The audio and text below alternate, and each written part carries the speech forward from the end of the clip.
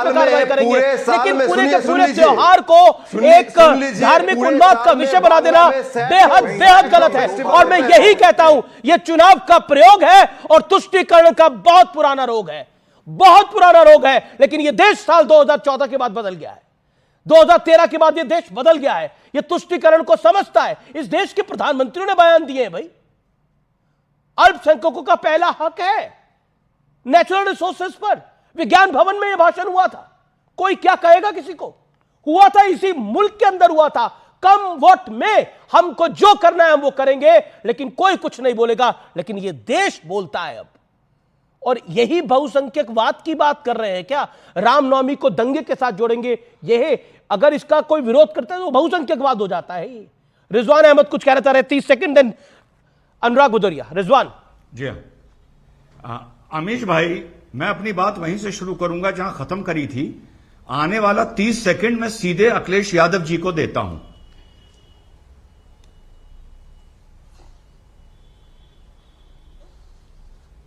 को सामने देखते हैं। इनसे पूछा गया कि आपने इंडिया अलायंस क्यों बनाया है। बीजेपी ने जो काम किया है, कई लोकसभा में वो 60% पड़ने वाला वोट पा रहे हैं, और अगर भारतीय जनता पार्टी ने इतना वोट बढ़ा लिया है तो कम से कम हम लोगों को भी रणनीति बदलनी पड़ेगी। जी, अब मेरा सवाल है, ये बात मैंने नहीं बोली और भाटिया भाई ने भी नहीं बोली। ये कॉन्क्लेव में 10 दिन पहले अखिलेश यादव जी ने बोला कि इंडिया अलायंस इस मारे बनाना पड़ा क्योंकि भाजपा ने अपने काम से बहुत सी लोकसभा में 60% वोट तक पहुंचा दिया है। अब अनुराग भाई बताएंगे कि वो अखिलेश यादव जी के इस बयान से संतुष्ट हैं या इसका वो विरोध करना चाहते हैं आज नेशनल टीवी पर। मैं एक पार्टी का प्रवक्ता हूं, मुझे मौका नहीं मिल रहा है, लेकिन आप विशेषज्ञ को मौका दे रहे हैं और उससे मुझे सवाल भी पूछवा रहे हैं, इसलिए कि आपको भाई तो बनती है, अमीश जी आपके लिए तो बनती है। आप उसका रिजवान जी सवाल पूछिए, रिजवान जी बीजेपी के प्रवक्ता सवाल पूछिए। आपने 3 सवाल पूछे थे, एक मुख्तार अंसारी के यहां क्यों गए? मैं आपको बताता हूं, इस लोकतंत्र में, प्रजातंत्र में ताकत किसके पास है? जनता की अदालत के पास है। जनता की अदालत सुप्रीम अदालत होती है, वही जनता लगातार उस परिवार को जिताती आ रही है। अगर जी 5 जीता, जनता जिता रही है, हम नहीं जिता रहे हैं। और जिसको जनता जिताती है उसका सभी सम्मान करते हैं। वो लोकसभा में बैठता है और राज्यसभा में बैठता है, जाके यहां विधानसभा में बैठता है। यहां पे 763 सदस्य हैं। आप बताइए कितने सदस्य हैं जिनके ऊपर आपराधिक संगीन मुकदमे हैं? संगीन मुकदमे आपराधिक वो है 154 सदस्य। कि भारतीय जनता पार्टी से पूछा जा रहा है कि बिलियनर क्यों बढ़ते चले जा रहे हैं? 2014 में 100 थे, 2024 में 186 हो गए। गरीब होता जा रहा है, किसान की इनकम बढ़ती जा रही, 27 रुपए पर डे आ गई, लेकिन अरबपतियों की संपत्ति 280% बढ़ गई। कौन से भाई? देश में कर्जा 205 लाख। ये बात आपने 10 मिनट पहले भी बोली, इसी दमखम के साथ बोली। Okay, you made your point Rizwan Ahmad. Rizwan Ahmad, Anurag की बातों का जवाब। बात पूरी नहीं हुई, हो गई सर, 2.5 मिनट हो गए, 2.5 मिनट हो गए। You made your point, second और okay, you made your point. मैं आपको आगे चांस दूंगा। Rizwan Ahmad 40 second, Rizwan Ahmad 40 second, 40 second. Rizwan Ahmad, Amish भाई रिप्लाई टू अनुराग भदौरिया। अमीश भाई फिर से अपना बड़ा सूम सा सवाल कोई भी तीनों में से जवाब दे दे। अगर अनुराग नहीं देना चाहते, विचलित हो नहीं। अखिलेश यादव पहले कॉन्क्लेव में बोला कि इंडिया अलायंस इस मारे करना पड़ा क्योंकि भाजपा ने अपने काम से कहीं 60% वोट तक पहुंच गई है। अपना वो पड़े मुझे तो हमें तो मिले ही नहीं, देश की जनता को जवाब दे सकते। लेकिन मैं मौका मांग रहा हूं, एक पार्टी का प्रवक्ता हो गया, आप नहीं दे सकते।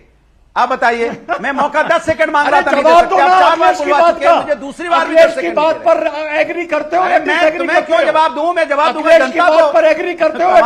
इनको जवाब दे दो। अब मैं अपनी बात करूं, अमीश जी मैं आपको संबोधित कर रहा हूं। अमीश जी मैं आपको संबोधित कर रहा हूं। आप एंकरिंग कर रहे हैं अमीश जी, मैं आपको संबोधित करके अपनी बात कहना चाहता हूं।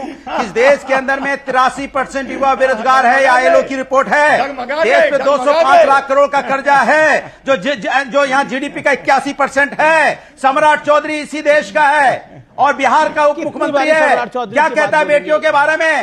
बेटी के बारे में किडनी के लिए क्या बोला लालू जी के लिए? किडनी लेके उन्होंने टिकट दिए। क्या मैंने ही सवाल पूछा, मैंने ही सम्राट चौधरी से सवाल पूछा ना इस बारे में। एक सेकंड। लेकिन देखिए, अभी देखिए महंगाई की आप बात कर रहे हैं, आप कह रहे हैं देखिए भारत में बिलियनर ज्यादा हो गए हैं और गरीब हो रहा है। मेरे को यह समझ में नहीं आ रहा, क्या मुख्तार अंसारी के घर जाकर विकास की कोई नई यात्रा शुरू हो जाएगी क्या? अगर हो जाएगी शुरू तो जानकारी दीजिए इस देश को। पॉइंट यही है कि हम जानकारी नहीं देना चाहते। गौरव भाटिया, अनुराग जी के मन में कई सारे सवाल हैं सुनना नहीं चाहते हैं और उन सवालों का जवाब देना जरूरी हो जाता है। ओके अनुराग, शांत अनुराग। देखिए गौरव जी 40 सेकंड्स। ये कहना गलत नहीं होगा कि सपा के प्रवक्ता सेल्फ गोल के पेले बन गए हैं। क्यों? इन्होंने क्या बोला आपके चैनल पे? इन्होंने कहा कि जनता जनार्दन है, जनता की ताकत है, जिसको जिताती है उसका सम्मान होना चाहिए। मुख्तार अंसारी ही क्यों ना हो भाई, अगर पुलिस वालों को मारा है, लोगों को कुचला है, वो मशीन गन लेके घूमता था जब सपा की सरकार थी, लेकिन सम्मान होना चाहिए। ठीक है भाई, हमने आपकी बात आज मान ली। तो ये बताओ 2014 और 2019 में बताइए विधानसभा में कितना 2022 में योगी आदित्यनाथ जी संगीन आपराधिक मुकदमे हैं, उनका सम्मान संगीन आपराधिक मुकदमे हैं। जवाब दे दीजिए। डाटा नहीं मालूम है कितने अपराधी हैं, कितने एमएलए जिसपे संगीन मुकदमे हैं बीजेपी के, कितने सांसद हैं जिसमें संगीन मुकदमे हैं, जरा बताइए। लेकिन मानसिक संतुलन बिगड़ जाता है। प्लीज चुप करा। गौरव आपके पास डेटा नहीं है, अनुराग का ये आरोप है।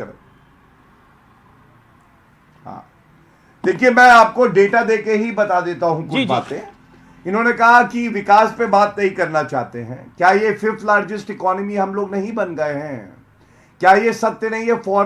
Foreign exchange reserve 760 billion US cross कर गया है। क्या ये सत्य नहीं है? 15 करोड़ से ज्यादा EPFO के नए अकाउंट खुले पिछले 10 साल में। नौकरी मिली कि नहीं मिली? क्या 45 करोड़ मुद्रा योजना लोन दिए हैं कि नहीं दिए? क्या ये सत्य नहीं है कि नेताजी सुभाष चंद्र बोस को सम्मान हमने दिया? उसके लिए कान में उंगली डाल लेते हो। बीच में मत बोलिए। कमाल की किसान की इनकम 27 रुपए पर डे हो गई है, उसके लिए कान में उंगली डाल लेते हो। अब यार उसके लिए जवाब नहीं देते हो। मत कराइए। ये कौन सा नोटबंदी में क्या बोला गया? ये गलत बात है। नोटबंदी में शांत कराइए, मैं आपकी बात मुझे ब्रेक के लिए रुकना पड़ेगा, लेकिन ब्रेक के बाद संजय निरुपम का एक बहुत बड़ा पर्दाफाश, ब्रेक के बाद बहुत बड़ा खुलासा आर पार लेके आ रहा है। वाकई व्यूअर्स,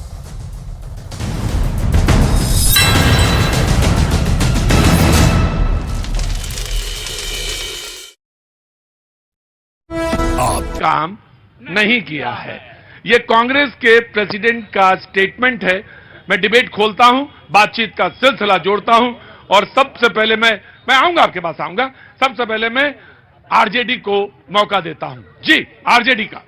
बिल्कुल उन्होंने सही कहा है। हाँ। देश को आजाद उन्होंने कराया है और देश के लिए उनके परिवार ने 3 कुर्बानियां दी है। हाँ। और उस समय जब भाग दौड़ का जिंदगी था, इस देश में कुछ नहीं था, तो घर से बुला के नौकरी देने का काम उसी कांग्रेस पार्टी ने किया था। और आज जो स्थिति है, और आज आप बुला के कांग्रेस को सीटें देते हैं। आज स्थिति ये है कि नौकरी से लोगों को नरेंद्र मोदी की सरकार के द्वारा हटाया जा रहा है, बेरोजगार किया जा रहा है। और सारी प्रेसिडेंट ने जो कहा है मल्लिकार्जुन खड़गे साहब ने, जी, मैं उनको बताना चाहूंगा के माध्यम पहले भारत रक्षा के क्षेत्र में कितने निर्यात करता था, सिर्फ उसका जवाब दे दे।